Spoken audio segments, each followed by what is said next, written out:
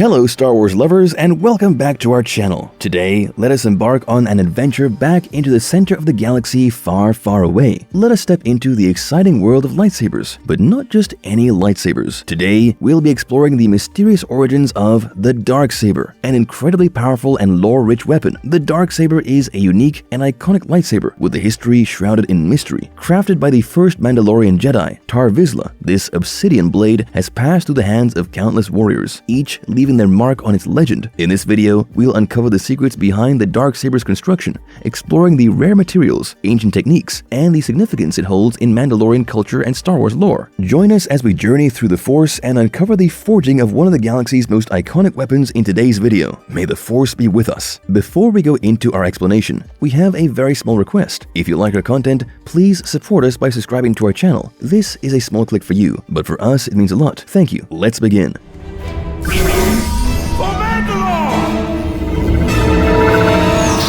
The legacy of the Darksaber, its mysterious origins. Hey there Star Wars fans! Remember the awesome black lightsaber thingy, the Darksaber, from back in 2010 when it first appeared in Star Wars The Clone Wars Season 2, Episode 12? The Mandalore plot. Yeah, it was just a cool spin on a regular lightsaber back then. But fast forward to now, and it's become a massive deal in the Star Wars universe. So around 1050 BBY, which is way back, a Mandalorian Jedi guy named Tar Vizsla made the Darksaber. He was actually the very first Mandalorian ever to join the Jedi Order, and he founded House Vizsla. When he had that shiny black blade, it was like his badge of power and leadership. He even ruled Mandalore with it. But when Tar Vizsla met his end, the Darksaber ended up locked away in the Jedi Temple on Coruscant. That didn't last though. When the Old Republic fell apart, some Mandalorians from House Vizsla decided to raid the Jedi Temple and snatch that cool weapon. They used it to do some not-so-nice things, like taking out Jedi left and right, and basically running the show in Mandalore for a good long while. It's thought that Tar Vizsla, the original owner, laid down some ground rules about how the Darksaber should be used,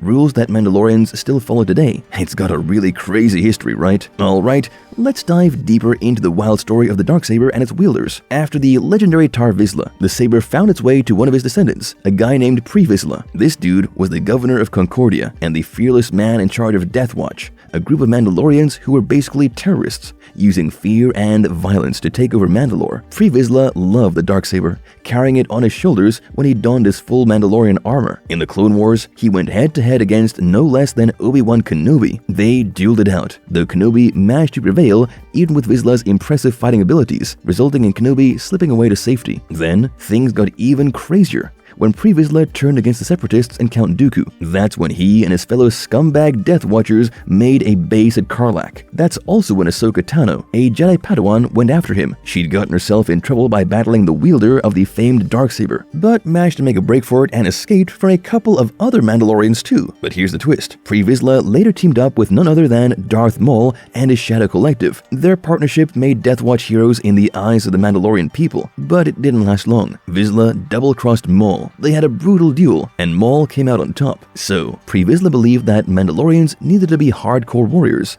and that's why he rocked the Darksaber. But when he lost it to Darth Maul, one of the most powerful and ruthless characters in the Star Wars universe. That's how the saber passed from one strong hand to an even stronger one.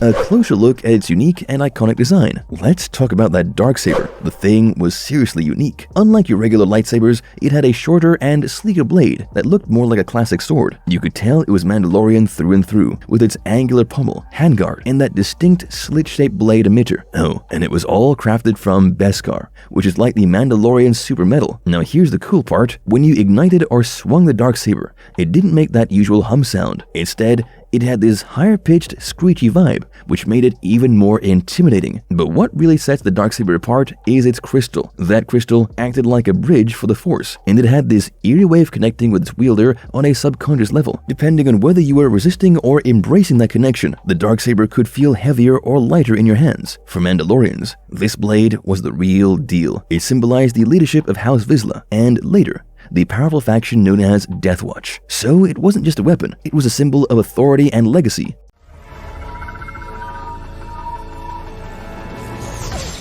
The significance of the Darksaber's black blade. How is it different from other lightsabers? Okay, now let's dive into the special qualities of the Darksaber. It is believed that the very first Mandalorian who joined the Jedi Order made some adjustments to the lightsaber tech, and out popped the Darksaber into existence. It's sort of like a lightsaber, except it's also totally not. First off, it looks like a lightsaber in some ways. The blade glows and can retract, just like a Jedi's or Sith's, but there are some apparent differences. For starters, the blade has this noticeable taper to a point, unlike the symmetrical point of regular lightsabers. It's got a solid and sharp vibe to it, and it's flatter and shorter too. Now, the Darksaber's got a Mandalorian style through and through. It's got an angular pommel, handguard, and that unique slit-shaped blade emitter. And the crystal at its core? It's black, which is a big deal because in the Star Wars universe, a lightsaber's color comes from the kyber crystal inside, and there's never been a black one seen on Ilum or anywhere else. This blade can block another lightsaber strike just fine, but it's made of Beskar, which is a Mandalorian super metal, so it can slice through it. It does, however, heat up the Beskar and turn it red when they clash. Plus, it's got a super high-pitched hum, different from the regular lightsabers. Here's the really intriguing part. The Darksaber is like a mood ring, but for Jedi. It gets all sensitive to the wielder's emotions. It gets heavy and uncooperative if you're unfocused or fighting against it, drawing in your thoughts and feelings. No other lightsaber behaves this way. Regular Force users can use a Jedi's lightsaber without a fuss. And here's a cool thing, the Darksaber has this gravity-like pull that can attract other lightsabers. So you can see why it's one of a kind in the Star Wars universe. The Jedi even revered it enough to display it in their temple on Coruscant, out of respect for Tar Vizsla, the guy who kicked off this unique lightsaber journey.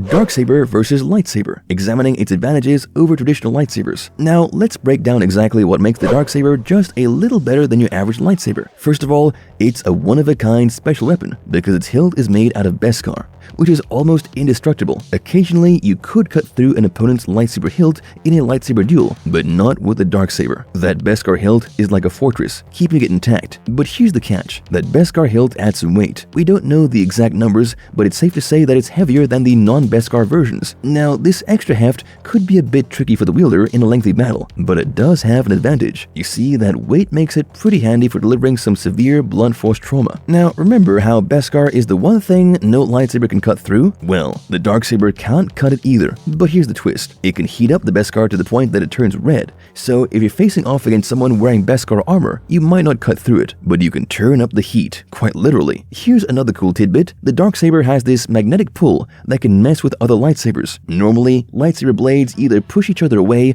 or just bounce off, but the Darksaber's is different. This unique ability could totally mess with the balance of a lightsaber duel. However, let us hit you with one last twist. Take everything we've said so far into consideration, and you realize that there's really not an awful lot separating the Darksaber from a regular lightsaber. They have similar functionality and very similar technology too. The Darksaber may have an interesting backstory and a very cool black color, but when both blades are being used by swordsmen of equal experience, the wielder of the Darksaber won't necessarily dominate a standard lightsaber. Ultimately, the Darksaber is just a fancy lightsaber with a little extra flair.